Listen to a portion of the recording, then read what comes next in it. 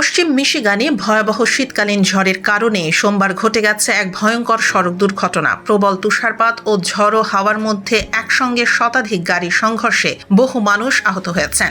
দুর্ঘটনাটি ঘটেছে grand Rapids শহরের ঠিক পশ্চিমে হাডসনভিল এলাকার কাছে ইন্টারস্টেট 196 মহাসড়কে।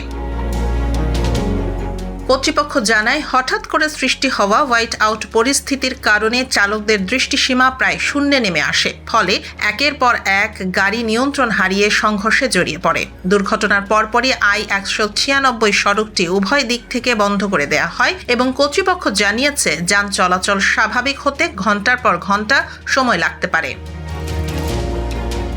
এদিকে এই চরম আবহাওয়ার কারণে স্কুল খোলা রাখা নিয়েও তৈরি হয়েছে অনিশ্চয়তা। অনেক স্কুল সুপারিনটেন্ডেন্ট এখন সিদ্ধান্তহীনতায় ভুগছেন, স্কুল খোলা থাকবে না বন্ধ থাকবে। আবহাওয়া বিভাগ জানিয়েছে, আগামী কয়েকদিন ধরে বিপজ্জনক মাত্রার উইন্ড চিল ও তীব্র ঠান্ডা অব্যাহত থাকতে পারে। তবে সমস্যার বিষয় হলো, অনেক স্কুল জেলা ইতোমধ্যেই তাদের নির্ধারিত স্নো ডে ব্যবহার করে ফেলেছে। মিশিগান অঙ্গরাজ্যের নিয়ম অনুযায়ী বছরের সর্বোচ্চ 6টি স্নো ডে অনুমোদিত। এর বেশি ছুটি নিলে শিক্ষার্থীদের অতিরিক্ত ক্লাস করতে হতে পারে। ফলে নিরাপত্তা, শিক্ষা কার্যক্রম ও আইনগত সীমাবদ্ধতার মধ্যে পড়ে এখন কঠিন সিদ্ধান্ত নিতে হচ্ছে স্কুল কর্তৃপক্ষকে।